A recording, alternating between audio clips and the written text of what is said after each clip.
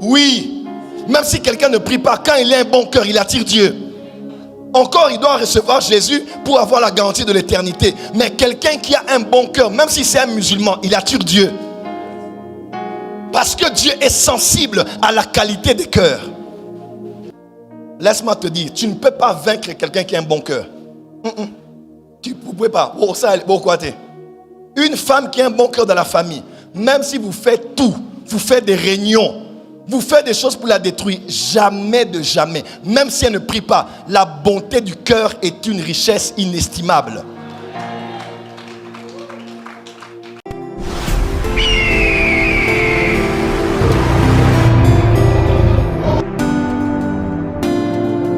Parmi les choses que je demande à Dieu, quand je prie que Dieu me donne des fils et filles spirituels, des bons collaborateurs, ce n'est pas les capacités. À cet âge de ministère, on ne cherche plus les compétences. J'ai connu beaucoup de personnes compétentes qui prophétisent beaucoup, qui jeûnent beaucoup, qui donnent beaucoup. Mais c'était des personnes mauvaises, méchantes, malhonnêtes, manipulatrices et des personnes déloyales. Tout ce que je cherche dans ma vie, c'est des personnes qui ont un bon cœur. Et puisque je parle beaucoup de la spiritualité, vous serez d'accord avec moi que la spiritualité marche avec un bon cœur. Même dans nos villages, on disait toujours, quand quelqu'un a un bon cœur, toutes ses voies sont ouvertes. Quand quelqu'un a un bon cœur, son visage est ouvert. Il peut ne pas être riche, mais il finira par avoir quelque chose de bien dans la vie. Un bon cœur ouvre des portes. Un bon cœur ferme les mauvaises portes. Même si quelqu'un te fait du mal et que toi tu le fais du bien, Eza marqua la moto. C'est des charbons ardents que tu poses sur sa tête. Jamais le mal aura l'avantage sur le bien, la haine aura l'avantage sur l'amour et les ténèbres auront l'avantage sur la lumière. Je le répète encore, tout ce que Dieu cherche, c'est ton cœur. Voilà pourquoi il a dit même quelque part, ce peuple m'honore du bout des lèvres, mais son cœur, il est loin de moi.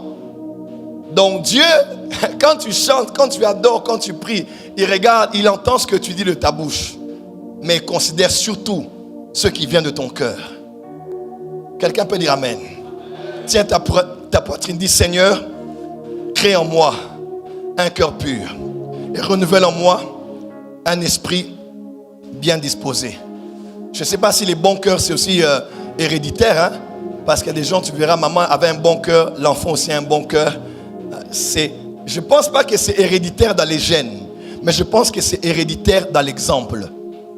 Quand un enfant a vu papa qui aidait les gens, quand un enfant a vu maman qui donnait la nourriture aux enfants de ses frères et sœurs, quand un enfant a vécu tout ça, comment on a insulté sa maman, mais elle a pardonné, que tu le veuilles ou pas, cet enfant aura un exemple dans la vie. Cet enfant dira, malgré le mal qu'on a fait à ma mère, les gens qui lui ont fait du mal sont nulle part, mais elle est en train d'évoluer. Et ce qui a fait sa force, c'est son bon cœur. Le bon cœur n'est pas la garantie de l'éternité, c'est vrai, parce qu'il y a des païens qui ont des bons cœurs. Mais au moins, un bon cœur sur la terre attire Dieu. Oui, même si quelqu'un ne prie pas, quand il a un bon cœur, il attire Dieu.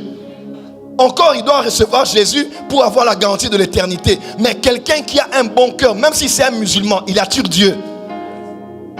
Parce que Dieu est sensible à la qualité des cœurs.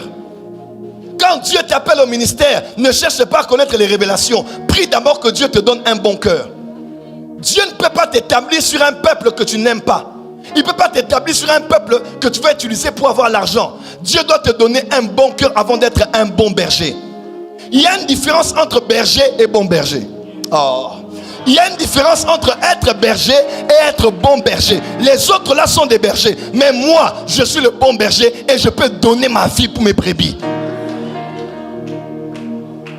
Pourquoi nos politiques aujourd'hui déçoivent? Pourquoi nos leaders dans les entreprises déçoivent? On a beaucoup de leaders, mais pas de bons leaders. On a beaucoup de politiciens, mais pas de bons politiciens. On a beaucoup de prophètes, mais pas de bons prophètes. Tout ce qui impressionne Dieu, c'est pas combien tu fais bien ton travail, mais quel genre de cœur tu mets dans le travail que tu fais.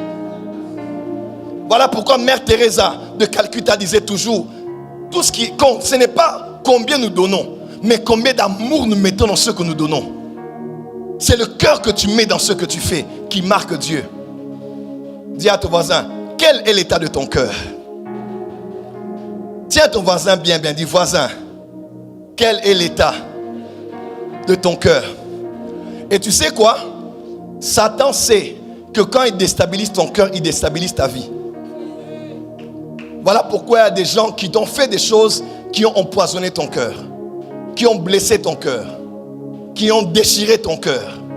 Parce que Satan sait que quand ton cœur est empoisonné, c'est tout le reste de ta vie qui le sera aussi. Mais laisse-moi te dire, il est possible d'être passé par des moments très difficiles dans la vie, même en famille, mais d'en sortir avec un bon cœur. Avoir un bon cœur, c'est aussi un choix. On m'a fait du mal, on m'a trahi. Prophète Joël, comment tu peux encore aujourd'hui élever tes fils? Tu appelles les prophètes Kainos ici, tu les laisses les micros. Est-ce que tu n'as pas peur qu'ils te trahissent? Quand tu feras un petit voyage au Mali ici, est-ce qu'il ne va pas détourner l'église? Il ne va pas commencer à te trahir. C'est un risque. Aimer, c'est un risque. Hein? Faire confiance, c'est un risque. Qu'est-ce qui me prouve qu'ils vont rester fidèles où ils sont là? Parce que je connais aussi des gens qui étaient là comme ça. Mon père, my daddy, my father. On les cherche à partout. Ils n'étaient plus là. Bakenda. Mais une des choses que j'ai dit à Dieu, je ne ferai pas subir à des innocents un mauvais traitement à cause de ce que certains m'ont fait comme mal. Et je continuerai à croire aux hommes. Je continuerai à avoir confiance aux hommes. Parce que c'est d'abord ça que Dieu cherche. Que tu aies un bon cœur. Et que tu sois un bon berger. Est-ce que j'ai un bon cœur? Je ne sais pas. Mais je crois que dans ma vie, il y a beaucoup de choses qui ne m'arriveront jamais à cause de ce petit, plus ou moins, cœur que Dieu m'a donné. Laisse-moi te dire, tu ne peux pas vaincre quelqu'un qui a un bon cœur. Tu ne peux pas. Une femme qui a un bon cœur dans la famille, même si vous faites tout, vous faites des réunions, vous faites des choses pour la détruire, jamais de jamais, même si elle ne prie pas, la bonté du cœur est une richesse inestimable. Dis à ton voisin, quel est l'état de ton cœur? Voilà pourquoi il faut bien garder ton cœur. Quand tu sens que tu commences à jalouser quelqu'un, tu commences à avoir la haine pour quelqu'un, il faut prier, Seigneur, pardon, garde mon cœur, purifie mon cœur, que mon cœur soit bien, que mon cœur soit pur. Un bon cœur attire des bonnes énergies. Oui, un bon cœur attire des bonnes rencontres. Un bon cœur attire des bonnes opportunités. Même si ça ne marche pas aujourd'hui, tôt ou tard, ça finira par marcher. Parce que la bonté de cœur attire les bonnes choses. Ça finira par attirer. Ça finira par attirer. Je n'ai pas encore prêché. Hein? Je commence dans 3 minutes. Ce que j'ai comme les petites choses que je fais, je suis encore très loin d'avoir un bon cœur. Mais je ne pense pas que c'est héréditaire. J'ai appris le peu que j'ai de chez mon père. Ma prière, que les hommes disent amen ici. Levez les mains droites, tous les hommes. Que Dieu fasse de toi un père qui sera un exemple pour tes fils. Dans la qualité du cœur et du travail que tu fais. Au nom de Jésus-Christ.